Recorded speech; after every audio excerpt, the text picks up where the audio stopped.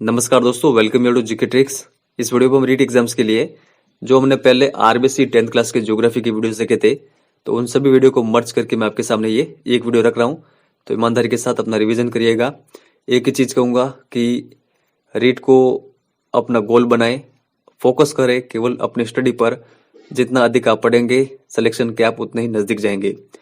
और देखिए, अगर आपने इस मैराथन वीडियो से पहले जितने भी हमने मैराथन वीडियो अपलोड कर दिए हैं वो नहीं देखे हैं, तो आप इस चैनल को विजिट करें, उन्हें भी आप एक बार देख लीजिएगा। केवल 15 वीडियो के माध्यम से हम आरबीएससी की जो सामाजिक विज्ञान है उसको कवर कर रहे हैं, क्लास 6 से लगाकर 10 तक। तो चलिए इस वीडियो की शुरुआत करते हैं। अधिक से अधिक लाइक करके सपोर्ट जरूर करिएगा और हमेशा की तरह आपको कमेंट सेक्शन में एक कमेंट भी छोड़ना है ताकि हमें मोटिवेशन मिलता रहे इस प्रकार की वीडियोस बनाने के लिए। पृथ्वी पर कितने प्रतिशत जल मानव के पेयजल, सिंचाई तथा आर्थिक क्रियाओं के लिए उपयोगी है? 1%, 3%, 5% या फिर 7%? देखिए, करेक्ट आंसर होगा ऑप्शन नंबर फर्स्ट, 1% जल मानव के पेयजल, सिंचाई तथा आर्थिक क्रियाओं के लिए उपयोगी है। तो आप ध्यान रखिएगा, ऑप्शन नंबर फर्स्ट इसका करेक्ट आंसर होगा। सिरमेंट तथा कंक्रीट से निर्मित विश्व के सीधे खड़े बांधों में सबसे बड़ा बांध है, तो कौन सा है? हीराकुंड बांध, भाखड़ा बांध, माही बजाज सागर बांध, जवाहर सागर बांध। देखिए, इसका करेक्ट आंसर होगा ऑप्शन नंबर सेकंड, भाखड़ा बांध। विश्व का सबसे लंबा बांध कौन सा है? तो देखिए, ये बांध है हीराकुंड बांध। यहाँ पर ऑप्शन नंबर सेकंड इसका करेक्ट आंसर होगा। और इसकी लंबाई कितनी है? 4801 मीटर। ये भी आप ध्यान रखिएगा। एशिया की सबसे लंबी मानव निर्मित नहर कौन सी है? देखिए, एशिया की सबसे लंबी मानव निर्मित नहर है इंदिरा गांधी नहर। तो यहाँ पर ऑप्शन फर्स्ट इसका करेक्ट आंसर होगा। बरखेड़ा, भद्रावती, माची, भैंसावट व अट्टा नदियों के संगम पर कौन सा बांध बनाया गया है? तो देखिए, इसका करेक्ट आंसर होगा ऑप्शन नंबर सेकंड, जो पाचना बांध है ये इन पांचों नदियों के संगम पर बना हुआ है। और ये किस जिले में है? तो ये करौली में है। ये भी आप ध्यान रखिएगा। कौन सी परियोजना केंद्र सरकार के द्वारा संचालित नहीं है? भाखड़ा नांगल परियोजना, रिहंद परियोजना, ठिहरी परियोजना, चंबल परियोजना। देखिए, करेक्ट आंसर होगा ऑप्शन फोर्थ, जो चंबल परियोजना है ये केंद्र सरकार के द्वारा संचालित नहीं है। ये संचालित है राजस्थान और जो मध्य प्रदेश की सरकार है इनके द्वारा संचालित। नागार्जुन सागर परियोजना किस राज्य सरकार द्वारा संचालित है? तो देखिए, ये संचालित है आंध्र प्रदेश सरकार द्वारा। भाखड़ा नांगल परियोजना में कौन सा राज्य शामिल नहीं है? राजस्थान, हिमाचल प्रदेश, हरियाणा, पंजाब। करेक्ट आंसर होगा यहाँ पर option number second, Himachal Pradesh. Bhakra Nangal परियोजना 1948 में प्रारंभ होकर कब पूर्ण हुई थी? तो देखिए, ये पूर्ण हुई थी 1963 में। यहाँ पर ऑप्शन नंबर थर्ड इसका करेक्ट आंसर होगा। दामोदर घाटी परियोजना किस राज्य की संयुक्त परियोजना है? तो ये है पश्चिम बंगाल और झारखंड की। निम्न में से कौन सी परियोजना अमेरिका की टेनेसी घाटी परियोजना पर आधारित है? तो ये कौन सी है? ये है दामोदर घाटी परियोजना। यहाँ पर ऑप्शन नंबर थर्ड इसका करेक्ट आंसर होगा। ये आप ध्यान रखिएगा और ये प्रश्न कई बार कई एग्जाम में आया हुआ भी है। बाराकर, बोकारो व कोनार किसकी सहायक नदियां हैं? देखिए, ये तीनों सहायक नदियां हैं दामोदर नदी की। ये आप ध्यान रखिएगा। निम्न में से कौन सा सही सुमेलित नहीं है? बिहार का शोक कोसी, पश्चिमी बंगाल का शोक दामोदर, उड़ीसा का शोक गोदावरी या फिर कोई नहीं। देखिए, करेक्ट आंसर होगा ऑप्शन नंबर थर्ड, उड़ीसा का शोक नहीं है, गोदावरी। तो उड़ीसा का शोक किस नदी को कहा जाता है? महानदी को। ये आप ध्यान रखिएगा। राजस्थान एवं मध्य प्रदेश की संयुक्त परियोजना चंबल घाटी परियोजना का प्रारंभ कब हुआ था? तो देखिए, इस परियोजना का प्रारंभ हुआ था 1953 में। इंदिरा गांधी नहर की कुल कितनी शाखाएं हैं? तो देखिए, ये है 9 शाखाएं। माही बजाज सागर बांध कहां पर स्थित है? देखिए, माही बजाज सागर बांध स्थित है बोरखेड़ा, बांसवाड़ा में। यहाँ पर ऑप्शन नंबर थर्ड इसका करेक्ट आंसर होगा।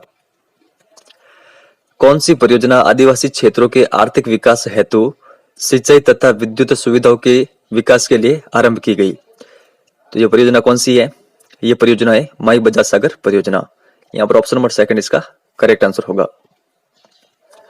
बिसलपुर बांध की लंबाई कितनी है? तो इसका करेक्ट आंसर होगा option number third 574 metre. Banas नदी पर निर्मित बिसलपुर बांध किस कस्बे के पास है? तो देखिए जो बिसलपुर बांध है ये टोडा रायसिंग कस्बे के पास है और ये कहां पर है? यह टोंक जिले में। तो ये आप ध्यान रखिएगा और ये भी आपको ध्यान रखना है कि बिसलपुर बांध किस नदी पर बना हुआ है? तो बनास नदी पर। जाखम बांध कहां पर स्थित है? तो देखिए ये स्थित है अनूपपुरा प्रतापगढ़ में। मेजा बांध भीलवाड़ा जिले में किस नदी पर बना हुआ है? तो ये बना हुआ है कोठारी नदी पर। सही सुमेलित नहीं है। सोम कमला अंबा परियोजना डूंगरपुर, सिद्धमुख परियोजना श्री गंगानगर हनुमानगढ़ चूरू, नर्मदा परियोजना बाड़मेर जालोर, जवई बांध परियोजना दौसा, नारायण सागर बांध अजमेर। तो देखिए इसका करेक्ट आंसर होगा ऑप्शन नंबर फोर्थ। जो जवई बांध परियोजना है ये दौसा में नहीं है। ये कहां पर है? ये है पाली जिले में।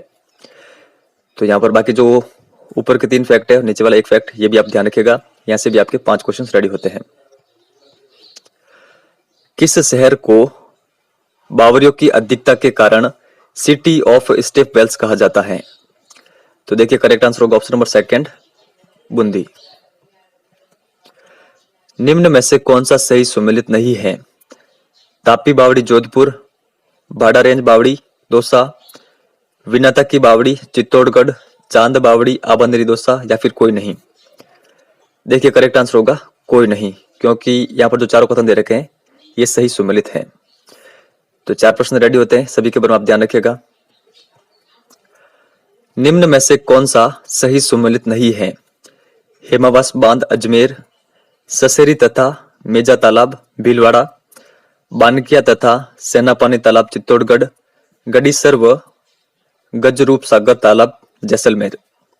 देखिए करेक्ट आंसर होगा ऑप्शन नंबर फर्स्ट। जो हेमावास बांध है ये अजमेर में नहीं है। तो ये कहां पर है? ये है पाली में। तो बाकी के जितने भी ये फैक्ट हैं ये भी आपको साथ में ध्यान रखना है। निम्न में से कौन सा सही सुमेलित नहीं है? बांगली बांध, सवाई माधोपुर, टोडी सागर, टोंक, सदासमंद झील पाली, नवलखा झील बूंदी, नौचौकी झील राजसमंद। देखिए करेक्ट आंसर होगा यहाँ पर ऑप्शन नंबर फर्स्ट। जो बांकली बांध है ये सवाई माधोपुर में नहीं है। तो ये कहां पर है? देखिए ये है जालोर में। तो बाकी जो नीचे वाले फैक्ट है ये भी आपको साथ में ध्यान रखने हैं। सामान्यतः तालाब का छोटा रूप होता है जिसकी गहराई 4 से 5 मीटर होती है। तो देखिए ये होता है नाडी। राजस्थान में मुख्यतः बेरिया या फिर छोटी कोई किन जिलों में पाई जाती है? तो देखिए ये पाई जाती है बाड़मेर और जैसलमेर में।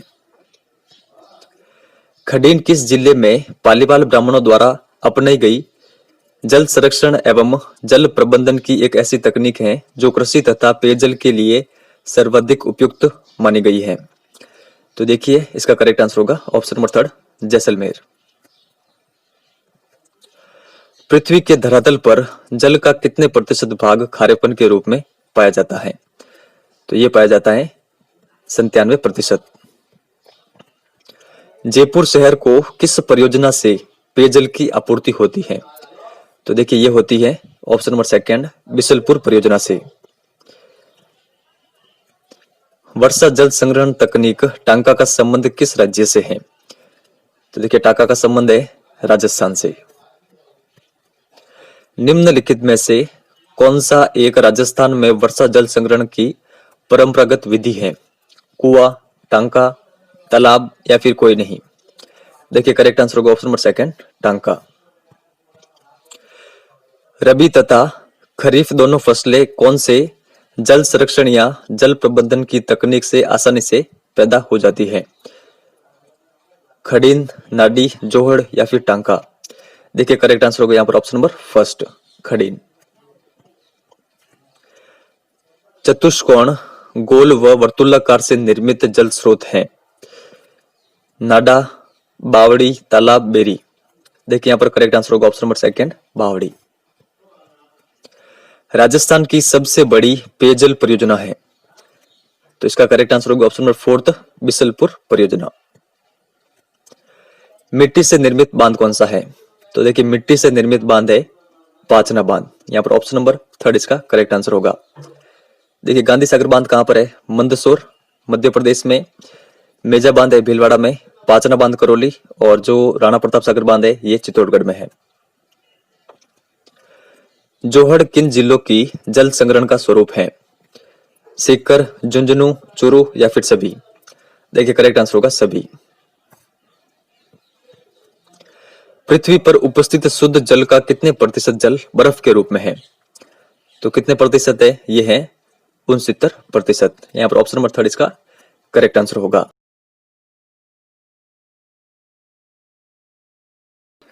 हरित क्रांति के प्रभाव से किस फसल के उत्पादकता तथा उत्पादन क्षेत्र में सर्वाधिक वृद्धि दर्ज की गई? तो ये कौन सी फसल है? चावल, सरसों, गेहूं या फिर बाजरा? देखिए इसका करेक्ट आंसर होगा ऑप्शन नंबर 3 गेहूं। भारत में कृषि को ऋतुओं के आधार पर कितने भागों में बांटा गया है? 2, 3, 4 या फिर 5? तो देखिए ये बांटा गया 3 भागों में। कौन कौन सी? देखिए फर्स्ट है खरीफ की फसलें, सेकंड है रबी की फसल, और थर्ड है जायद की फसल। तो जो खरीफ की फसल है उसके लिए कौन सी ऋतु? ग्रीष्मकालीन ऋतु। ये आप ध्यान रखिएगा। साथ में रबी के लिए शीतकालीन ऋतु और जायद की फसल के लिए बसंतकालीन ऋतु। तो ये भी आप साथ में ध्यान रखिएगा। असत्य कथन है। खरीफ फसल जून जुलाई में बोई जाती है, रबी फसल अक्टूबर नवंबर में बोई जाती है, जायद फसल फरवरी अप्रैल में बोई जाती है, खरीफ फसल अगस्त सितंबर में काटी जाती है। तो यहाँ पर कौन सा असत्य कथन है वो आपको बताना है। देखिए इसका करेक्ट आंसर होगा ऑप्शन नंबर 4। जो खरीफ की फसल है ये अगस्त से सितंबर में नहीं काटी जाती। तो ये कब काटी जाती है? ये काटी जाती है अक्टूबर नवंबर में। तो ये भी आप ध्यान रखिएगा। बोई कब जाती है? तो जून जुलाई में, काटी जाती है अक्टूबर नवंबर में। रबी की फसलें ये बोई जाती है अक्टूबर नवंबर में, और काटी कब जाती है? मार्च अप्रैल में। तो ये भी आपको साथ में ध्यान रखना है। ये भी आप ध्यान रखिएगा कि जायद की फसलें कब बोई जाती है? फरवरी और अप्रैल में, और ये जून जुलाई में काट दी जाती है। निम्न में से कौन सी बागानी फसलें नहीं हैं? चाय, कॉफी, कपास और जूट, रबड़, सिनकोना, गरम मसाले। देखिए इसका करेक्ट आंसर होगा ऑप्शन नंबर 2। जो कपास और जूट है ये बागानी फसलें नहीं हैं। तो बागानी फसलें कौन कौन सी है ये आप ध्यान रखिएगा। किस फसल को मुद्रादायनी फसल कहा जाता है? खाद्यान्न फसल को, औद्योगिक फसल को, बागानी फसल को या फिर उद्यान फसल को? तो इसका करेक्ट आंसर होगा ऑप्शन नंबर 2 औद्योगिक फसल को। निम्न में से कौन सी खरीफ की फसल नहीं है? सोयाबीन, गन्ना, उड़द या फिर धनिया? तो इसका करेक्ट आंसर होगा धनिया। धनिया रबी की फसल है। तो ऊपर के जो तीनों दे रखी है ये किस प्रकार की फसलें हैं? खरीफ की फसलें। तो ये आप ध्यान रखिएगा। निम्न में से कौन सी रबी की फसल नहीं है? जीरा, खीरा, अफीम, इसबगोल। देखिए करेक्ट आंसर होगा जो खीरा है ये रबी की फसल नहीं है। खीरा फसल है जायद की। निम्न में से कौन सी जायद की फसल नहीं है? तरबूज, लौकी, चना या फिर ककड़ी? देखिए इसका करेक्ट आंसर होगा ऑप्शन नंबर 3। जो चना है ये रबी की फसल है, ना कि जायद की। तो ये आप ध्यान रखिएगा। गेहूं के फसल के संबंध में सही कथन है। इसके लिए तापमान 10 डिग्री से 25 डिग्री सेंटीग्रेड होना चाहिए। वर्षा की मात्रा 25 से 75 सेंटीमीटर होनी चाहिए। इसके लिए उपयुक्त मिट्टी दोमट व चिकनी मिट्टी होती है। राजस्थान में इसका सर्वाधिक उत्पादन गंगानगर, हनुमानगढ़, अलवर, भरतपुर में होता है, या फिर सभी? देखिए गेहूं के संबंध में चारों कथन सत्य हैं। तो चारों फैक्ट आप ध्यान रखिएगा। ऑप्शन नंबर 5 इसका करेक्ट आंसर होगा। चावल की कृषि के लिए वर्षा की आवश्यकता होती है 50 से 100 सेंटीमीटर, 75 से 200 सेंटीमीटर, 0 से 50 सेंटीमीटर या फिर 50 से 200 सेंटीमीटर? तो इसका करेक्ट आंसर होगा ऑप्शन नंबर 2 75 से 200 सेंटीमीटर आवश्यकता होती है चावल की कृषि के लिए। मक्का की फसल के लिए कितने सेंटीमीटर वर्षा की आवश्यकता होती है? तो देखिए इसका करेक्ट आंसर होगा ऑप्शन नंबर 2 50 से लेकर 100 सेंटीमीटर वर्षा की आवश्यकता होती है। किस फसल के लिए? मक्का के फसल के लिए। नकदी फसल में सम्मिलित नहीं है गन्ना, कपास, जूट या फिर गेहूं। तो इसका करेक्ट आंसर होगा ऑप्शन 4 गेहूं। बाजरा की खेती के लिए उपयुक्त तापमान है 45 डिग्री सेंटीग्रेड से अधिक, 30 से 45 डिग्री सेंटीग्रेड, 25 से 35 डिग्री सेंटीग्रेड या फिर कोई नहीं। देखिए इसका करेक्ट आंसर होगा ऑप्शन नंबर 3 25 से लगाकर 35 डिग्री सेंटीग्रेड तापमान उपयुक्त होता है बाजरे की खेती के लिए। कौन सी एक फलीदार फसल है? दालें, ज्वार, मोटे अनाज, तिल।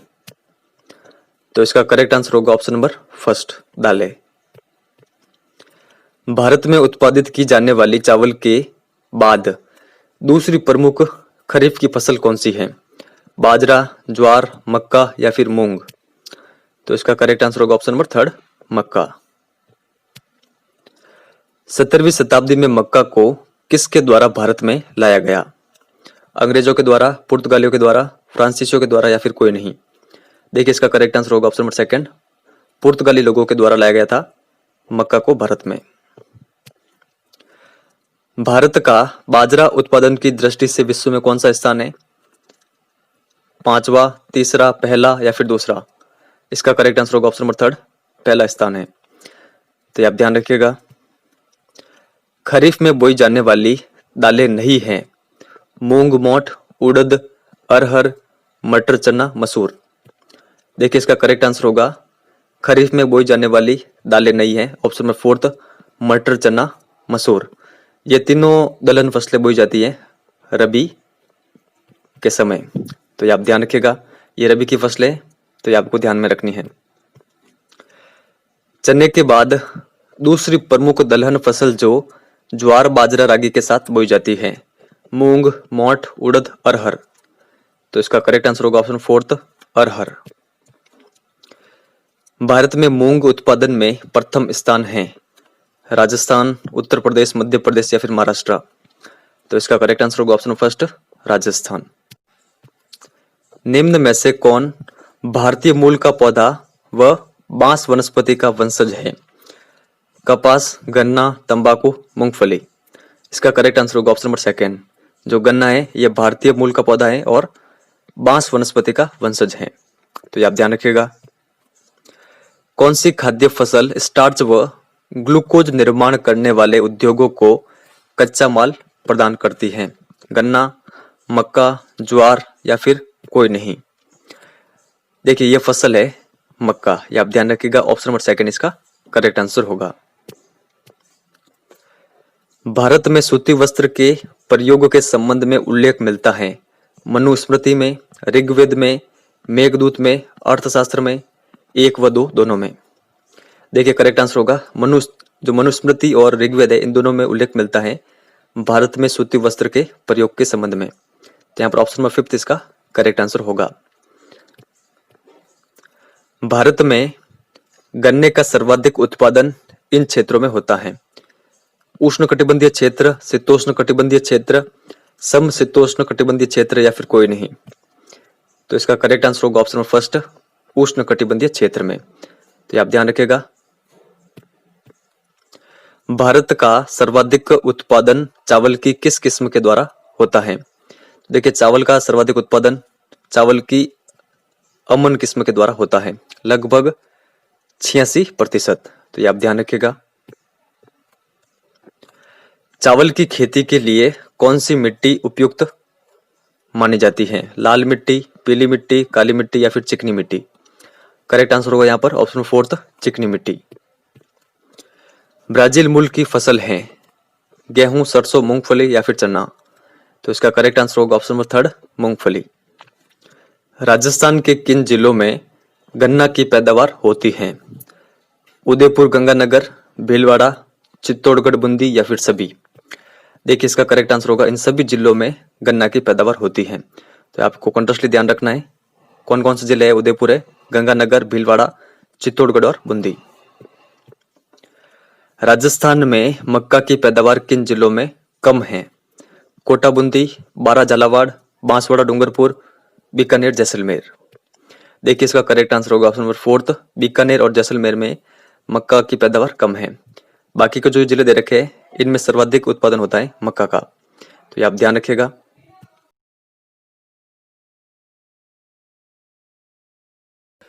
खोदरीबा अलवर, देबारी सलूम्बर उदयपुर, भीमरेल मगरा, बिदासर बीकानेर, खेतड़ी सिंगाना झुंझुनू किस खनिज के लिए प्रसिद्ध है?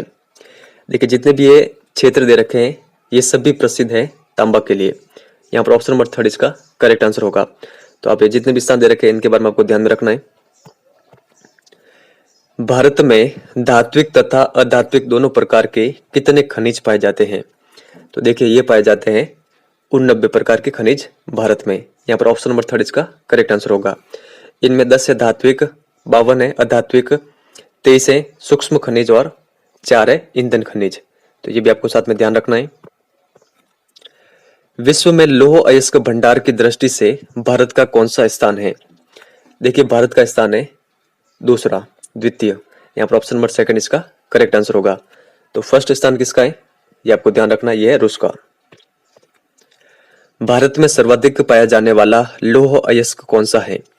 देखिए भारत में पाया जाने वाला सर्वाधिक जो लौह अयस्क है वो है हेमेटाइट। यहाँ पर ऑप्शन नंबर सेकंड इसका करेक्ट आंसर होगा। जावर, राजपुरा देबारी उदयपुर, रामपुरा अगुचा भीलवाड़ा, पोरबंदेड़ा, गुड्डा किशोरीदास किस खनिज से संबंधित हैं? देखिए जितने भी क्षेत्र दे रखे हैं ये सभी संबंधित हैं सीसा जस्ता से। तो यहाँ पर ऑप्शन नंबर सेकंड इसका करेक्ट आंसर होगा। तो सभी स्थानों के नाम आपको कंटिन्यूअसली ध्यान रखने हैं। एशिया की सबसे बड़ी लौह अयस्क खान कौन सी है? देखिए ये है बेलाडीला खान और ये कहां पर है? ये है छत्तीसगढ़ में। ये भी आप ध्यान रखिएगा। किस राज्य में सबसे पहले लौह अयस्क का खनन कार्य हुआ था? देखिए सबसे पहले लौह अयस्क का खनन का कार्य हुआ था झारखंड में। यहाँ पर ऑप्शन नंबर सेकंड इसका करेक्ट आंसर होगा। निम्न में से कौन सी तांबे की खान है? कोलिहान खान, मंदान खान, मूसाबानी खान, राका खान, सभी। देखिए जो चारों खाने दे रखी है ये तांबे की खाने हैं, तो सभी इसका करेक्ट आंसर होगा। तो इन सभी के नाम आपको ध्यान में रखने। विश्व में भारत अब्रक का उत्पादन की दृष्टि से स्थान रखता है? तो देखिए भारत स्थान रखता है प्रथम।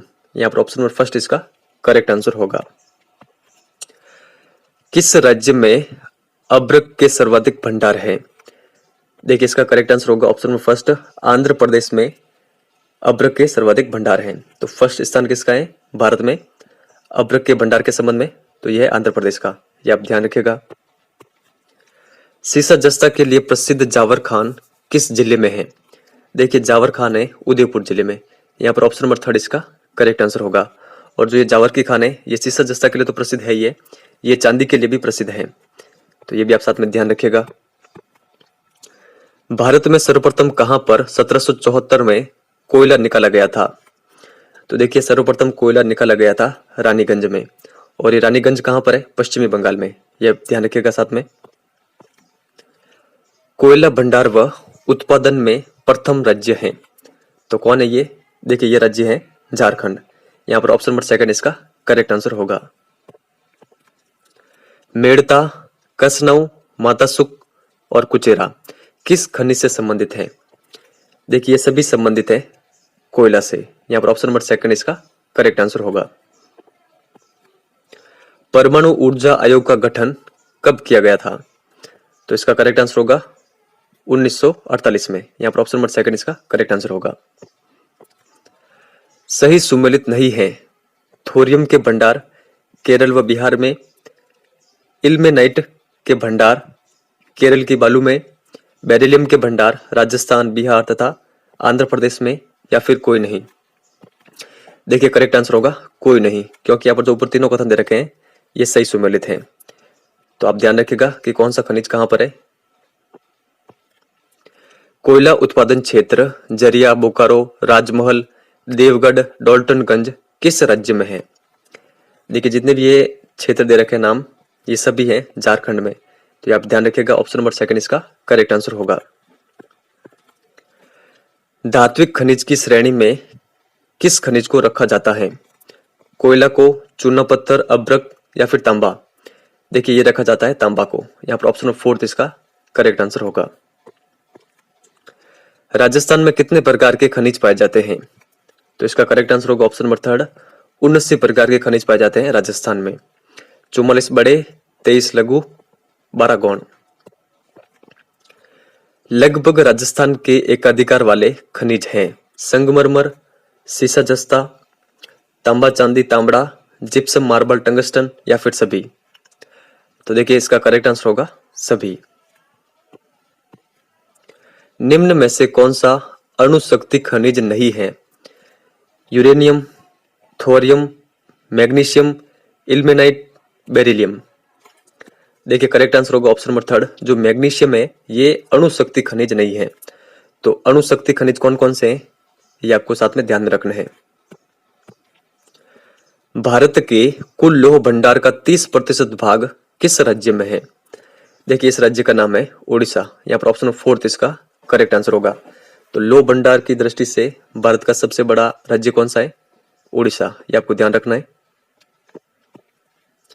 मोरिजा बनेल जयपुर, डाबला झुंझुनू, निमला रायसेला, नाथरा की पाल, थूर हुंडेर, बांसवाड़ा और भीलवाड़ा किस खनिज से संबंधित है?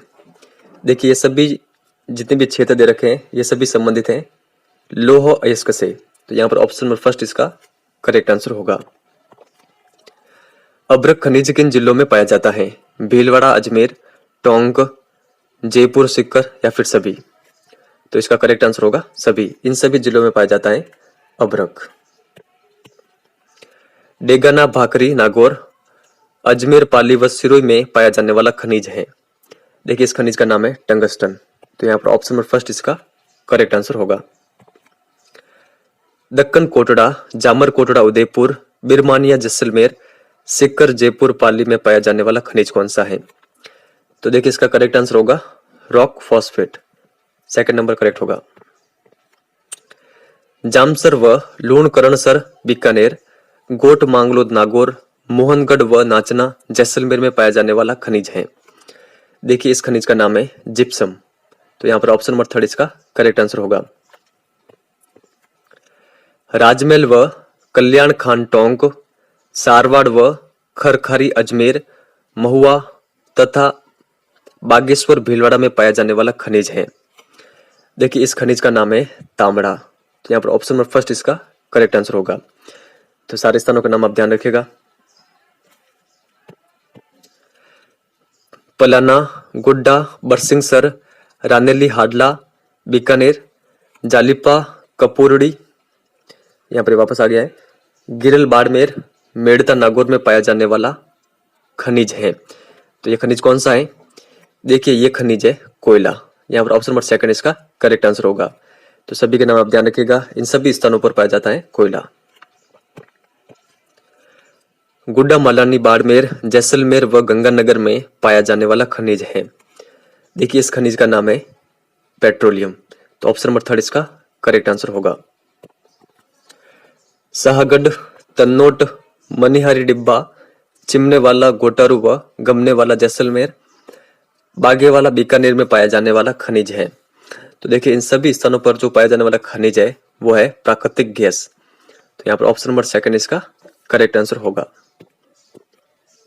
रानीगंज, दार्जिलिंग, वर्धमान और वीरभूमि किस राज्य में है? तो देखिए ये सभी जो स्थान है ये है ऑप्शन नंबर 1 पश्चिम बंगाल में। ये आपको कंटेक्स्टली ध्यान रखना है। कोयला उत्पादन क्षेत्र सहडोल, छिंदवाड़ा, नरसिंहपुरा, बैतूल किस राज्य में है? तो देखिए जो चारों क्षेत्र दे रखे हैं ये चारों क्षेत्र है मध्य प्रदेश में। तो सेकंड नंबर ऑप्शन इसका करेक्ट आंसर होगा। इन चारों क्षेत्रों का संबंध किससे है? कोयला उत्पादन से। ये भी आपको ध्यान में रखना है। सरगुजा, बिलासपुर, रामगढ़, कोरबा, विश्रामपुर किस राज्य में है? देखिए सभी क्षेत्र है छत्तीसगढ़ में। तो यहाँ पर ऑप्शन नंबर 1 इसका करेक्ट आंसर होगा। और इन सभी क्षेत्रों का संबंध किससे है? कोयला उत्पादन से। तो ये आप ध्यान रखिएगा। तलचर, संबलपुर, सुंदरगढ़, ब्रह्मणी घाटी और ढेकनाल किस राज्य में है? देखिए सभी स्थित है उड़ीसा में। यहाँ पर ऑप्शन नंबर 2 इसका करेक्ट आंसर होगा। कोयला उत्पादन क्षेत्र सोनभद्र जिला किस राज्य में है? तो इसका करेक्ट आंसर होगा option number second, Uttar Pradesh में। राजस्थान में किस प्रकार का कोयला पाया जाता है? तो इसका करेक्ट आंसर होगा राजस्थान में पाया जाता है लिग्नाइट प्रकार का कोयला। भारत में खनिजों को भौतिक तथा रासायनिक गुणों के आधार पर कितने भागों में विभाजित किया गया है? देखिए इसको किया गया है 2 भागों में विभाजित। कौन कौन से? फर्स्ट है धात्विक, सेकंड है अधात्विक। राजस्थान में पेट्रोलियम पदार्थ के भंडार बीकानेर, बाड़मेर, जैसलमेर तथा गंगानगर जिलों के कितने ब्लॉकों में मिलते हैं? तो देखिए ये मिलते हैं 12 ब्लॉक में। तो ऑप्शन नंबर सेकंड इसका करेक्ट आंसर होगा। भारत में धारवाड़ व अरावली श्रृंखला की कायांतरित चट्टानों की नसों में सल्फाइड तथा चारका पाइराइट अयस्क के रूप में मिलने वाला खनिज कौन सा है? तो ये खनिज कौन सा है आप बताएं? लोहा, तांबा, मैग्नीज या फिर कोयला? देखिए ये खनिज है तांबा। ऑप्शन नंबर सेकंड इसका करेक्ट आंसर होगा। बॉक्साइट का सबसे बड़ा उत्पादक राज्य कौन सा है? तो इसका करेक्ट आंसर होगा option number first, Orissa. Orissa से उत्पादित लौह अयस्क कौन से बंदरगाह द्वारा निर्यात किया जाता है? विशाखापट्टनम, पारादीप, दोनों, कोई नहीं? देखिए करेक्ट आंसर होगा दोनों। तो आप ध्यान रखिएगा इन दोनों बंदरगाहों के द्वारा जो उड़ीसा से उत्पादित लौह अयस्क है उसका निर्यात किया जाता है। विशाखापट्टनम बंदरगाह कहाँ पर है? आंध्र प्रदेश में। और पारादीप बंदरगाह कहाँ पर है? उड़ीसा में। ये भी आप साथ में ध्यान रखिएगा। तो देखिए इस चैप्टर से जितने भी इंपॉर्टेंट प्रश्न बनते हैं वो हमने कवर किए हैं। कुछ करेक्शन है जो मैं आपको यहाँ पर बता देता हूँ। देखिए ये क्वेश्चन हमने हमारे लास्ट चैप्टर्स में देखा था। तो देखिए जो यहाँ पर जो करेक्शन है वो आपको ध्यान रखनी है। गंडक परियोजना में वहां पर हमने आपको बताया था कि जो गंडक परियोजना है वो है बिहार और आंध्र प्रदेश में। देखिए वहां पर गलती से आंध्र प्रदेश लिख लिया गया था, लेकिन वो आंध्र प्रदेश में नहीं है गंडक परियोजना। जो ये गंडक परियोजना है ये है बिहार और उत्तर प्रदेश के मध्य। तो ये आप ध्यान रखिएगा इन दोनों सरकारों के मध्य ये परियोजना चलाई हुई है। बाकी जितनी भी है ये सही है। और जो माही बजाज सागर परियोजना है, माही परियोजना, ये राजस्थान और गुजरात के मध्य है।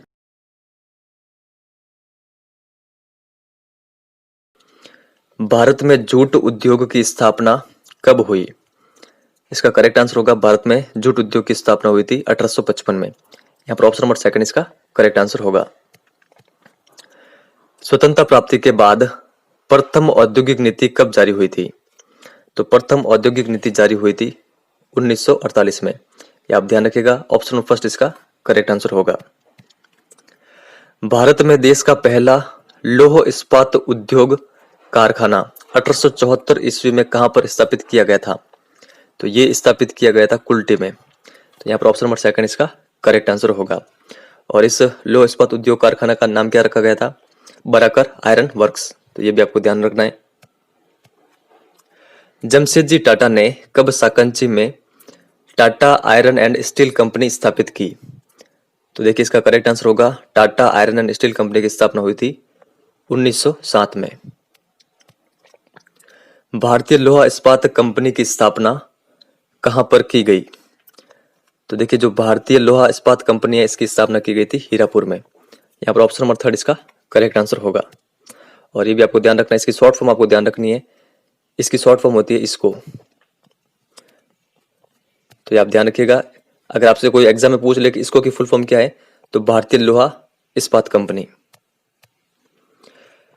कुल्टी व हीरापुर के दोनों कारखानों को मिलाकर कब भारतीय लोहा इस्पात कंपनी में मिला दिया गया? तो देखिए इन दोनों को मिला दिया गया था भारतीय लोहा इस्पात कंपनी में 1936 में। यहाँ पर ऑप्शन नंबर थर्ड इसका करेक्ट आंसर होगा। 1937 में कहां पर स्टील कॉर्पोरेशन ऑफ बंगाल की स्थापना की गई? तो स्टील कॉर्पोरेशन ऑफ बंगाल की स्थापना की गई थी बर्नपुर में। यहाँ पर ऑप्शन नंबर सेकंड इसका करेक्ट आंसर होगा। कब की गई ये भी आपको ध्यान रखना है, 1937 में। जो ये स्टील कॉर्पोरेशन ऑफ बंगाल है इसको 1953 में इसको में मिला दिया गया था। तो ये भी आप ध्यान रखिएगा। किस लोहा इस्पात संयंत्र की स्थापना ब्रिटेन के तकनीकी सहयोग से हुई थी? तो देखिए ये प्रश्न आया था रीट एग्जाम 2018 में। तो देखिए इसका करेक्ट आंसर होगा दुर्गापुर इस्पात संयंत्र जो कि पश्चिम बंगाल में है, इसकी स्थापना किसके तकनीकी सहयोग से हुई थी? ब्रिटेन के। किस लोहा इस्पात संयंत्र की स्थापना जर्मनी के तकनीकी सहयोग से हुई थी? तो देखिए ये है राउरकेला इस्पात संयंत्र जो कि उड़ीसा में है। यहाँ पर ऑप्शन नंबर 3 इसका करेक्ट आंसर होगा। किस लोहा इस्पात संयंत्र की स्थापना रूस के तकनीकी सहयोग से हुई थी? तो ये कौन सा है? देखिए ये है भिलाई इस्पात संयंत्र जो कि छत्तीसगढ़ में है। तो यहाँ पर ऑप्शन नंबर 4 इसका करेक्ट आंसर होगा। सेलम इस्पात संयंत्र कहाँ पर है? तमिलनाडु में, ये आपको ध्यान रखना है। और विशाखापट्टनम इस्पात संयंत्र ये कहाँ पर है? आंध्र प्रदेश में, ये भी आप ध्यान रखिएगा। दूसरी पंचवर्षीय योजना के दौरान स्थापित लोहा इस्पात उद्योग नहीं है। दुर्गापुर इस्पात उद्योग, राउरकेला लौह इस्पात उद्योग, भिलाई लौह इस्पात उद्योग या फिर बोकारो लौह इस्पात उद्योग। देखिए करेक्ट आंसर होगा ऑप्शन नंबर 4। जो बोकारो लौह इस्पात उद्योग है इसकी स्थापना दूसरी पंचवर्षीय योजना के समय नहीं हुई थी। तो इसकी स्थापना कब हुई थी? जो चौथी पंचवर्षीय योजना है उस दौरान। स्टील अथॉरिटी ऑफ इंडिया की स्थापना कब की गई थी? तो देखिए इसकी स्थापना की गई थी 1973 में। यहाँ पर ऑप्शन नंबर 2 इसका करेक्ट आंसर होगा। और देखिए इसकी शॉर्ट फॉर्म क्या है? सेल। तो ये आप ध्यान रखिएगा। भारत में सूती वस्त्र उद्योग का प्रथम कारखाना 1818 ईस्वी में कहां पर खोला गया था? तो ये कहां पर खोला गया था? देखिए ये खोला गया था फोर्ट ग्लास्टर में। कहां पर? ये कोलकाता में। तो ये आप ध्यान रखिएगा। 1854 में पहली भारतीय सूती वस्त्र मिल की स्थापना कवासजी डाबर के द्वारा कहां पर की गई थी? तो देखिए पहली भारतीय सूती वस्त्र मिल की स्थापना की गई थी कवासजी डाबर के द्वारा मुंबई में। तो यहाँ पर ऑप्शन नंबर 3 इसका करेक्ट आंसर होगा। सूती वस्त्र उत्पादन में देश का प्रथम राज्य है तो कौन सा? ये देखिए ये है महाराष्ट्र। सूती वस्त्र की राजधानी कहलाता है तो सूती वस्त्र की राजधानी कहलाता है मुंबई। सिरमेंट का आविष्कार 1824 ईस्वी में किसके द्वारा किया गया था? तो देखिए सिरमेंट का आविष्कार किया गया था जोसेफ के द्वारा। यहाँ पर ऑप्शन नंबर 2 इसका करेक्ट आंसर होगा। और कहां पर इसका आविष्कार किया गया था? तो ब्रिटेन के पोर्टलैंड में। तो ये भी आपको ध्यान रखना है। भारत में प्रथम सिरमेंट कारखाना 1904 में कहां पर खोला गया था? तो देखिए ये खोला गया था चेन्नई तमिलनाडु में। ऑप्शन नंबर 2 यहाँ पर करेक्ट आंसर होगा। राजस्थान में कहां पर किलिक निक्सन कंपनी के द्वारा सिरमेंट उद्योग की स्थापना की गई थी? तो ये कहां पर की गई थी? ये की गई थी लाखेरी बूंदी में। ऑप्शन नंबर 3 यहाँ पर करेक्ट आंसर होगा।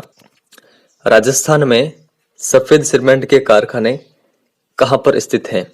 गौतम नागौर, खंगार जोधपुर, चित्तौड़गढ़, भीलवाड़ा, 1 व 2 दोनों। तो देखिए करेक्ट आंसर होगा 1 व 2 दोनों। इन दोनों जगहों पर स्थित है सफेद सिरमेंट के कारखाने। तो ये आप ध्यान रखिएगा। भारत में कागज उद्योग का प्रथम सफल कारखाना 1879 में निम्न में से किस स्थान पर लगाया गया था? तो ये कहां पर लगाया गया था? देखिए ये लगाया गया था लखनऊ में। तो यहाँ पर ऑप्शन नंबर 3 इसका करेक्ट आंसर होगा। देखिए प्रथम सफल कारखाना है। इससे पहले भी एक कारखाना खोला गया था श्री रामपुर में जो कि सफल नहीं हुआ था। तो ये भी फैक्ट आपको साथ में ध्यान रखना है। राजस्थान का कौन सा जिला सिरमेंट नगरी कहलाता है? तो सिरमेंट नगरी कहलाता है चित्तौड़गढ़। लाख का सामान और चूड़ियों के लिए प्रसिद्ध जिले हैं। तो देखिए लाख का सामान और चूड़ियों के लिए जो प्रसिद्ध जिले हैं वो है जयपुर और जोधपुर। राजस्थान में कहां पर मैग्नीशियम सल्फेट का कारखाना स्थापित है? तो ये कहां पर है? ये है पचपदरा झील पे। तो आप ध्यान रखिएगा ऑप्शन नंबर 3 इसका करेक्ट आंसर होगा। भारत में नोट छापने का कारखाना कहां पर स्थित है? तो नोट छापने का जो कारखाना है ये स्थित है होशंगाबाद में। ऑप्शन नंबर 3 यहां पर करेक्ट आंसर होगा। भारतीय अर्थव्यवस्था के रीढ़ की हड्डी कौन से उद्योगों को कहा जाता है? तो देखिए रीढ़ की हड्डी कहा जाता है जो कुटीर और लघु उद्योग है इसको। तो यहाँ पर option number second correct answer होगा। भारत में औद्योगिक विकास का आधार स्तंभ तथा अन्य उद्योगों की जननी किस उद्योग को कहा जाता है? तो ये उद्योग कौन सा है? ये उद्योग है लोहा इस्पात उद्योग। निम्न में से कौन सा उद्योग कच्चे माल के पास स्थापित होते हैं? तो ये कौन सा उद्योग है? देखिए ये उद्योग है लोहा इस्पात उद्योग। यहाँ पर ऑप्शन नंबर सेकंड इसका करेक्ट आंसर होगा। विश्व में सूती वस्त्र का उत्पादन किस देश में सर्वाधिक होता है? तो ये होता है चाइना में। ऑप्शन नंबर फोर्थ यहाँ पर करेक्ट आंसर होगा। भारत में अखबारी कागज का कारखाना कहाँ पर स्थित है? तो अखबारी कागज का जो सरकारी कारखाना है वो स्थित है नेपानगर में। यहाँ पर ऑप्शन नंबर फर्स्ट इसका करेक्ट आंसर होगा।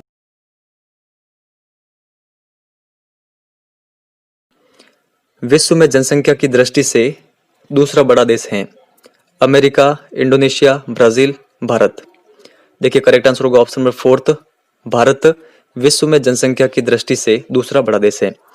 तो प्रथम सबसे बड़ा देश कौन सा है जनसंख्या की दृष्टि से? चीन। तीसरे नंबर पर कौन है? तीसरे नंबर पर है अमेरिका, चौथे नंबर पर है इंडोनेशिया और पांचवें नंबर पर है ब्राजील। तो ये भी आपको साथ में ध्यान रखना है। विश्व की कुल जनसंख्या का कितने प्रतिशत जनसंख्या भारत में निवास करती है? तो देखिए भारत में निवास करती है 17.3% जनसंख्या। तो यहाँ पर ऑप्शन नंबर सेकंड इसका करेक्ट आंसर होगा। देखिए बुक में ये डाटा दे रखा है लेकिन जो एक्चुअल डाटा है वो भी आपको साथ में ध्यान रखना है 17.5%। भारत में सर्वाधिक जनसंख्या वाला राज्य है उत्तर प्रदेश, महाराष्ट्र, बिहार, पश्चिम बंगाल। तो देखिए करेक्ट आंसर होगा option number first, Uttar Pradesh की जनसंख्या भारत में सर्वाधिक है। दूसरे नंबर पर कौन सा राज्य है? महाराष्ट्र। तीसरे नंबर पर है बिहार और चौथे नंबर पर है पश्चिम बंगाल। भारत का सबसे कम जनसंख्या वाला राज्य कौन सा है? तो देखिए ये राज्य है सिक्किम। ये आपको ध्यान रखना है। ऑप्शन नंबर फर्स्ट इसका करेक्ट आंसर होगा। जनसंख्या की दृष्टि से राजस्थान का भारत में स्थान है। देखिए यहाँ पर 2011 की जनगणना के अनुसार नहीं पूछ रहे हैं, तो वर्तमान की दृष्टि से आपको बताना है कि राजस्थान का कौन सा स्थान है जनसंख्या की दृष्टि से भारत में। तो देखिए ये स्थान है 7वां। यहाँ पर ऑप्शन नंबर सेकंड इसका करेक्ट आंसर होगा। सन 2011 की जनगणना के अनुसार भारत की कुल जनसंख्या का कितने प्रतिशत भाग राजस्थान में निवास करता है? तो देखिए राजस्थान में निवास करता है भारत की कुल जनसंख्या का लगभग 5.67%। तो ये आप ध्यान रखिएगा। सन 2011 की जनगणना के अनुसार राजस्थान का जनसंख्या की दृष्टि से भारत में स्थान कौन सा है? तो यहाँ पर आपसे पूछ रहे हैं 2011 की जनगणना के अनुसार। तो देखिए राजस्थान का स्थान है जनसंख्या की दृष्टि से भारत में 8वां। देखिए 2014 में जब तेलंगाना आंध्र प्रदेश से अलग हुआ तब राजस्थान की जो रैंक है वो 8 से 7 हो गई थी। तो ये आपको ध्यान रखना है। वर्तमान में जो भारत में राजस्थान की रैंक है जनसंख्या की दृष्टि से वो है 7वीं, लेकिन 2011 की जनगणना में जो राजस्थान की रैंक थी वो थी 8वीं। तो ये आपको ध्यान में रखना है। राजस्थान में सर्वाधिक जनसंख्या वाले और सबसे कम जनसंख्या वाले जिले हैं। तो देखिए राजस्थान का जो सर्वाधिक जनसंख्या वाला जिला है वो है जयपुर, सबसे कम जनसंख्या वाला जिला है जैसलमेर। 2011 में राजस्थान की जनसंख्या वृद्धि दर कितनी रही थी? तो देखिए कितनी रही थी? ये रही थी 21.44%। देखिए बुक में ये डाटा दे रखा है लेकिन एक्चुअल डाटा ये है, ये आपको ध्यान रखना है 21.3%। 2011 में भारत की जनसंख्या वृद्धि दर कितनी रही थी? तो देखिए इसका करेक्ट आंसर होगा ऑप्शन नंबर थर्ड 17.64%। कभी कभार एग्जाम में ये भी डाटा आता है, तो दोनों आप ध्यान रखिएगा, जो भी ऑप्शन में हो आपको क्लिक करके आना है 17.70%। राजस्थान का सर्वाधिक दशकीय वृद्धि दर व सबसे कम दशकीय वृद्धि दर वाला जिला कौन सा है? तो देखिए राजस्थान का जो सर्वाधिक दशकीय वृद्धि दर वाला जिला है वो है बाड़मेर और सबसे कम दशकीय वृद्धि दर वाला जिला है गंगानगर। ऑप्शन नंबर थर्ड यहाँ पर करेक्ट आंसर होगा। जनसंख्या में होने वाली वृद्धि या परिवर्तन के कितने प्रमुख घटक होते हैं? तो इसके 3 प्रमुख घटक होते हैं। कौन कौन से? जन्म दर, मृत्यु दर और प्रवास। राजस्थान का जनसंख्या घनत्व कितना है? तो राजस्थान का जनसंख्या घनत्व है 201 व्यक्ति प्रति वर्ग किलोमीटर। ये डाटा बुक में दे रखा है और एक्चुअल डाटा क्या है? 200 व्यक्ति प्रति वर्ग किलोमीटर। एग्जाम में दोनों पूछे हुए हैं, ये भी आया हुआ है और ये भी आया हुआ है। तो आपको जो भी ऑप्शन में मिले वो आपको क्लिक करना है, लेकिन दोनों एक साथ ऑप्शन में कभी भी नहीं आएंगे, तो ये आप ध्यान रखिएगा। भारत में सर्वाधिक और सबसे कम जनसंख्या घनत्व वाले राज्य हैं। तो देखिए, सर्वाधिक जनसंख्या घनत्व वाला राज्य है बिहार और सबसे कम जनसंख्या घनत्व वाला राज्य है अरुणाचल प्रदेश। 2001 की जनगणना के अनुसार राजस्थान का जनसंख्या घनत्व कितना है? देखिए, यह है 165 व्यक्ति प्रति वर्ग किलोमीटर। सर्वाधिक जनसंख्या घनत्व वाला जिला कौन सा है? तो सर्वाधिक जनसंख्या घनत्व वाला जिला है जयपुर। ऑप्शन नंबर 2 यहां पर करेक्ट आंसर होगा। कितनी आयु के व्यक्ति को साक्षर माना जाएगा जो किसी भाषा को समझकर लिख पढ़ सकता है? तो देखिए, इसका करेक्ट आंसर होगा ऑप्शन नंबर 2, 7 वर्ष। भारत की साक्षरता दर है तो कितनी है? इसका करेक्ट आंसर होगा 74.04%। 2011 की जनगणना के अनुसार राजस्थान की पुरुष साक्षरता दर कितनी रही थी? तो देखिए, राजस्थान की पुरुष साक्षरता दर रही थी ऑप्शन नंबर 2 80.51%। ऑप्शन नंबर 2 यहां पर करेक्ट होगा। ये डाटा बुक में दे रखा है, एक्चुअल डाटा ये आप ध्यान रखिएगा 79.2%। 2011 में राजस्थान की महिला साक्षरता दर कितनी रही थी? तो देखिए, राजस्थान की महिला साक्षरता दर रही थी 2011 की जनगणना में ऑप्शन नंबर 4 52.6%। एक्चुअल डाटा भी आप ध्यान रखिएगा 52.1%। 2011 में भारत की पुरुष साक्षरता दर कितनी रही थी? देखिए, यह प्रश्न आया था रीट एग्जाम 2018 में, तो इसका करेक्ट आंसर होगा ऑप्शन नंबर 2 82.14%। 2011 में भारत की महिला साक्षरता दर कितनी रही थी? देखिए, ये रही थी 65.46%। ऑप्शन नंबर 4 यहां पर करेक्ट आंसर होगा। राजस्थान की महिला साक्षरता दर कितनी रही थी? 52.1%। दोनों आप ध्यान रखिएगा। भारत का सर्वाधिक साक्षर व सबसे कम साक्षर राज्य कौन सा है? देखिए, सबसे साक्षर राज्य है केरल, सबसे कम है बिहार। ऑप्शन नंबर 3 यहां पर करेक्ट होगा। राजस्थान के सर्वाधिक साक्षर व सबसे कम साक्षर जिले कौन से हैं? देखिए, सर्वाधिक साक्षर जिला है ऑप्शन नंबर 3 कोटा, सबसे कम है जालोर। भारत का लिंगानुपात कितना है? तो इसका करेक्ट आंसर होगा ऑप्शन नंबर 1 940 महिलाएं प्रति 1000 पुरुषों पर। देखिए, ये डाटा बुक में दे रखा है, लेकिन आपको एक्चुअल डाटा ध्यान रखना है। जो भारत का लिंगानुपात है वो कितना है? 943 महिलाएं प्रति 1000 पुरुषों पर। भारत का सबसे अधिक और सबसे कम लिंगानुपात वाले राज्य कौन से हैं? देखिए, सबसे अधिक लिंगानुपात वाला राज्य है केरल और सबसे कम है हरियाणा में। राजस्थान का लिंगानुपात कितना है? देखिए, करेक्ट आंसर होगा ऑप्शन नंबर 2 926। ये डाटा बुक में दे रखा है, शायद ये गलती है पूरा, आपको ये ध्यान रखना है 928। तो यहाँ पर ऑप्शन नंबर यहाँ पर 2 सही होगा। देखिए, ये दोनों डाटा मैं क्यों ले रहा हूँ, कुछ स्टूडेंट बाद में कमेंट सेक्शन में कमेंट करते हैं कि सर आप गलत क्यों बता रहे हैं, बुक में तो ये दे रखा है और आप ये बता रहे हैं, तो इसीलिए मैंने ये दोनों डाटा आपके सामने रखे हैं। राजस्थान का सर्वाधिक लिंगानुपात वाला जिला कौन सा है? राजसमंद, डूंगरपुर, धौलपुर या फिर जयपुर? तो देखिए, करेक्ट आंसर होगा ऑप्शन नंबर 2 डूंगरपुर। भारत में लगभग कितने प्रतिशत जनसंख्या गांव में रहती है? देखिए, ये रहती है 70% जनसंख्या। तो 30% जनसंख्या कहां पर रहती है? शहरी क्षेत्रों में। राजस्थान में लगभग कितने प्रतिशत जनसंख्या गांव में निवास करती है? देखिए, राजस्थान में निवास करती है जनसंख्या गांव में 75.1%। तो यहाँ पर ऑप्शन नंबर 3 इसका करेक्ट आंसर होगा। तो शहरी क्षेत्रों में कितनी करती है निवास? 24.9%। भारत में परिवार नियोजन कार्यक्रम कब प्रारंभ हुआ? तो यह प्रारंभ हुआ था 1952 में। राजस्थान का सबसे कम लिंगानुपात वाला जिला कौन सा है? तो ये जिला है धौलपुर। ऑप्शन नंबर थर्ड यहाँ पर करेक्ट आंसर होगा। राजस्थान का सबसे कम जनसंख्या घनत्व वाला जिला कौन सा है? तो सबसे कम जनसंख्या घनत्व वाला जिला है जैसलमेर। ऑप्शन नंबर थर्ड यहाँ पर करेक्ट आंसर होगा।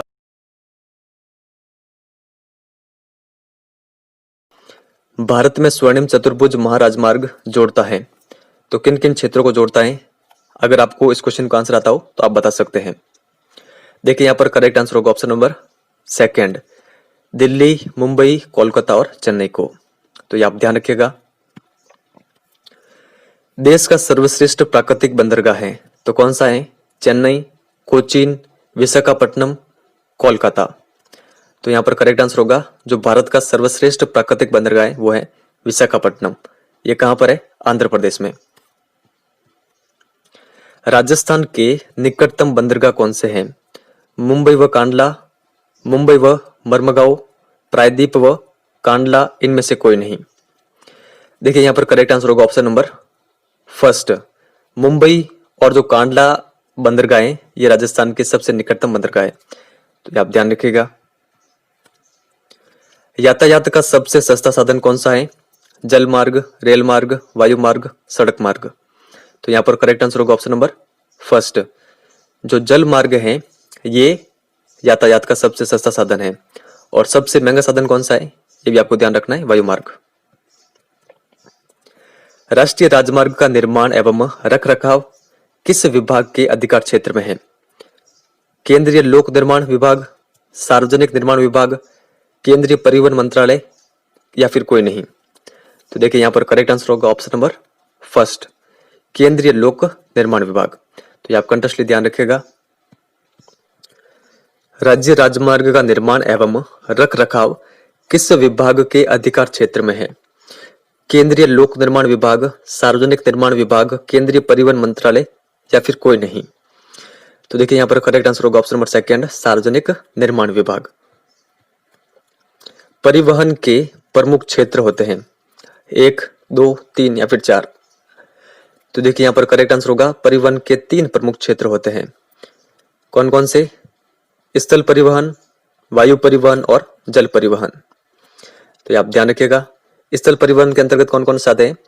एक आता है सड़क परिवहन और एक आता है रेल परिवहन। और जो पाइपलाइन परिवहन है ये भी आता है स्थल परिवहन के अंतर्गत। तो ये आप ध्यान रखिएगा। भारत में प्रथम बार रेल कब चली थी? 1853, 1874, 1878, 1905। देखिए भारत में प्रथम बार रेल चली थी 1853 में। यहाँ पर ऑप्शन नंबर फर्स्ट इसका करेक्ट आंसर होगा। भारत की प्रथम विद्युत रेल कौन सी है? Fairy Queen, Deccan Queen, Rajputana Express, कोई नहीं। देखिए यहाँ पर करेक्ट आंसर होगा भारत की प्रथम विद्युत रेल है डेक्कन क्वीन। यहाँ पर ऑप्शन नंबर सेकंड इसका करेक्ट आंसर होगा। दिल्ली अमृतसर के मध्य ऐतिहासिक शेरशाह सूरी मार्ग के नाम से जाना जाता है। तो ये कौन सा राष्ट्रीय राजमार्ग जाना जाता है?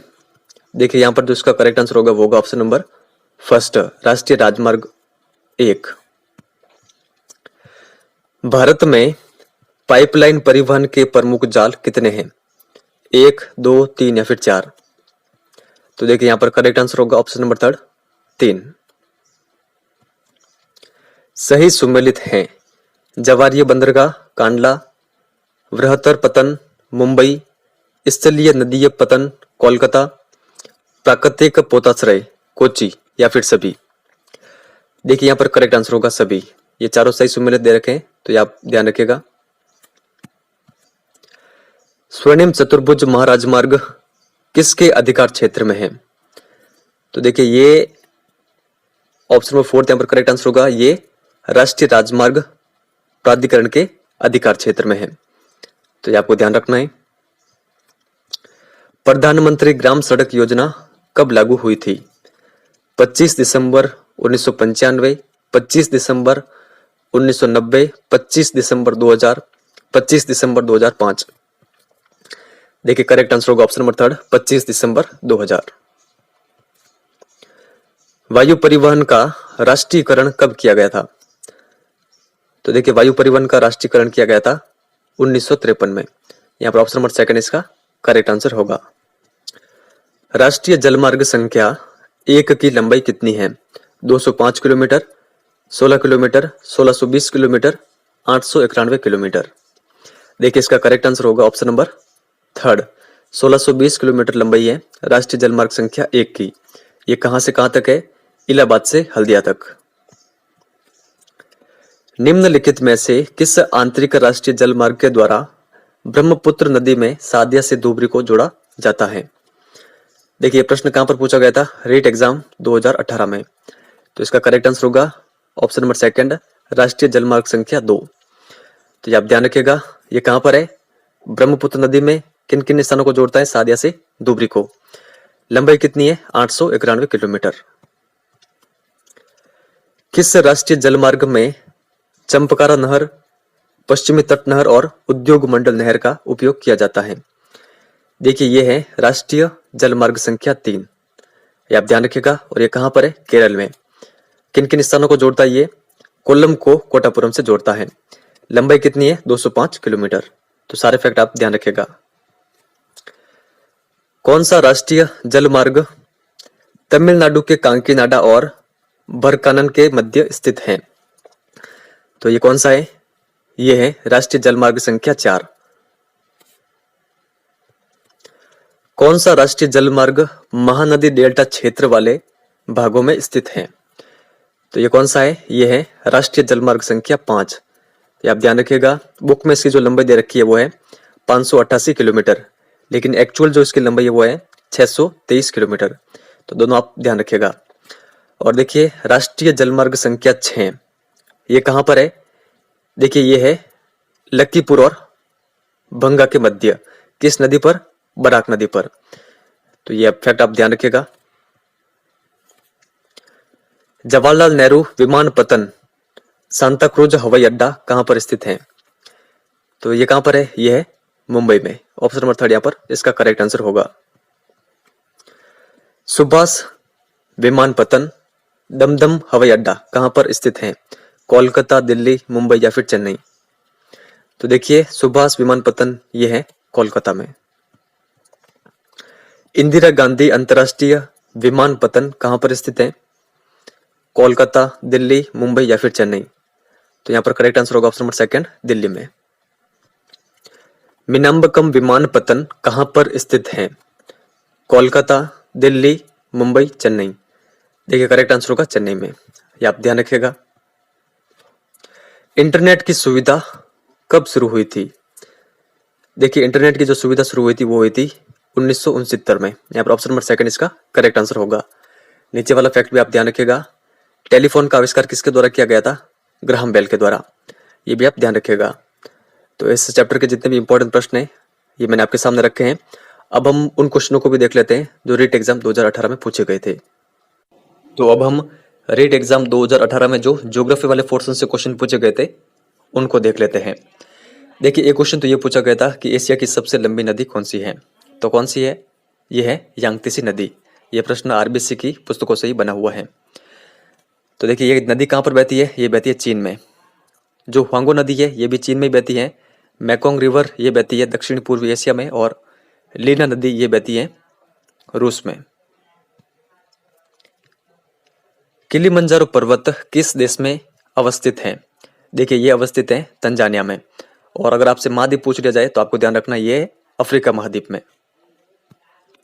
समताप सीमा पर औसत तापमान रहता है तो कितने डिग्री सेल्सियस रहता है? तो यहाँ पर करेक्ट आंसर होगा 0 डिग्री सेल्सियस। बेसाल्ट सेल एक उदाहरण है।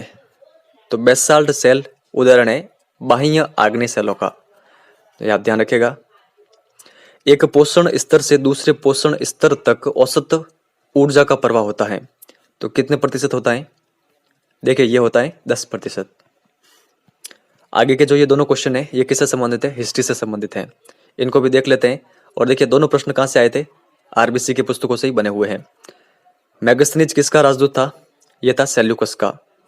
कौन चंद्रगुप्त द्वितीय की राज्यसभा में एक नवरत्न नहीं था?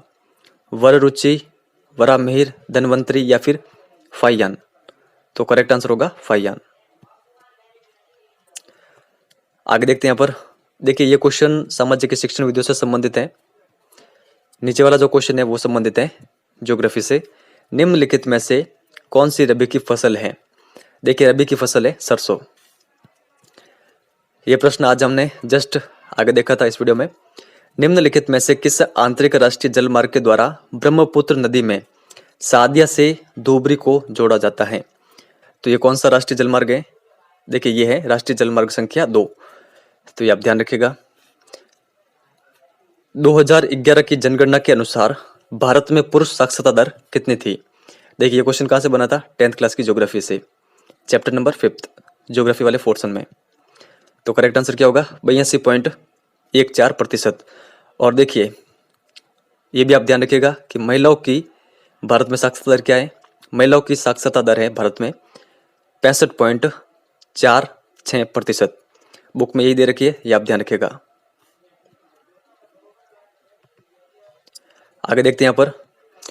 भारत में शीतकालीन वर्षा कहाँ से उत्पन्न होने वाले चक्रवातों का परिणाम है? तो यह परिणाम है भूमध्य सागर। सिंधु नदी के मैदान में जहां से आंतरिक प्रवाह पुनः प्रकट होती है, स्थानीय रूप से जानी जाती है। देखिए करेक्ट आंसर होगा तराई प्रदेश। आधुनिक औद्योगिकरण के सूत्रपात का श्रेय निम्नलिखित में से किस ऊर्जा संसाधन को जाता है? तो देखिए यह जाता है कोयला को। टिकाऊ दीर्घकालीन सतत कृषि हेतु निम्नलिखित में से भारत के किस राज्य ने रासायनिक उर्वरक के उपयोग को निषिद्ध कर दिया है? तो देखिए ये किया है सिक्किम ने। यहां पर आप देखिए निम्नलिखित में से किस लौह इस्पात संयंत्र की स्थापना ब्रिटेन के तकनीकी सहयोग से हुई थी? तो देखिए ब्रिटेन के तकनीकी सहयोग से दुर्गापुरा जो इस्पात संयंत्र है इसकी स्थापना हुई थी। यह क्वेश्चन भी 10th क्लास की पुस्तक से ही पूछा हुआ है। निम्नलिखित में से कौन सी नदी उत्खात भूमि के लिए कुख्यात है? तो यह कौन सी है? चंबल नदी। याकुत जनजाति का आवास स्थान कौन सा है? तो यह कौन सा है? यह है उत्तरी साइबेरिया। गग्गर का मैदान अवस्थित है तो कहां पर है? गंगानगर और हनुमानगढ़ जिलों में। राजस्थान का प्रथम वस्त्र उद्योग स्थापित हुआ था तो यह कहां पर स्थापित हुआ था? ब्यावर में। 2011 की जनगणना के अनुसार निम्नलिखित में से राजस्थान के किस जिले की दशकीय जनसंख्या वृद्धि दर न्यूनतम रही थी? तो यह जिला कौन सा है? यह है गंगानगर। तो देखिए आरबीएससी की पुस्तकों से कितने क्वेश्चन पूछे गए? ये क्वेश्चन बुक से बना हुआ है, आरबीएससी की बुक से। ये भी बुक से आया हुआ है। ये भी क्वेश्चन बुकों से आया हुआ है। यहाँ पर जो ये याकूत जनजाति वाला है ये हमारे सामने नहीं आया है। और ये क्वेश्चन भी आरबीएससी के पुस्तकों से ही पूछा हुआ है। देख लेते कौन कितने प्रश्न बने हैं। ये प्रश्न भी यहाँ से बुक से बना हुआ है। ये प्रश्न बुक से नहीं आया हुआ है। ये क्वेश्चन भी आरबीएससी के बुकों से ही बना हुआ है। ये क्वेश्चन भी बुक से बना हुआ है। और ये क्वेश्चन भी आरबीएससी की पुस्तकों से ही बना हुआ है। यहाँ पर आप देखिए ये 10th क्लास की ज्योग्राफी से पूछा हुआ है। ये भी 10th क्लास की ज्योग्राफी से आया हुआ है। और ये भी आरबीएससी की पुस्तकों से आया हुआ क्वेश्चन है। किलिमंजारो पर्वत ये हमने आगे देखा था शायद 6ठी या 7वीं क्लास की बुक में। और ये क्वेश्चन भी बुकों से ही बना हुआ है। समताप सीमा वाला, बेसाल्ट सेल वाला ये हमारे सामने नहीं आया है। और ये क्वेश्चन भी शायद हमारे सामने नहीं आया है। और ये क्वेश्चन जो शायद 6ठी क्लास की पुस्तक है वहां से बना हुआ है। तो देखिए लगभग 60 से 80% क्वेश्चन आप मान लीजिए कि आरबीएससी के पुस्तकों से पूछे हुए हैं। और देखिए जिनका स्कोर 75% से अधिक रहेगा रीट एग्जाम में उनका सिलेक्शन श्योर है। तो आप बिल्कुल भी इन पुस्तकों को अनदेखा मत करिएगा। आपको क्वेश्चन तो देखने ही देखने हैं, लेकिन 1-2 बार इन पुस्तकों को पढ़ना भी है। तो इस वीडियो में इतना ही है। हमारी ये सीरीज आपको किस प्रकार की लगी? अगर हेल्पफुल लगी हो तो लाइक करके शेयर जरूर करिएगा। अधिक से अधिक फ्रेंड को सजेस्ट भी जरूर करिएगा। इस वीडियो में इतना ही है। धन्यवाद।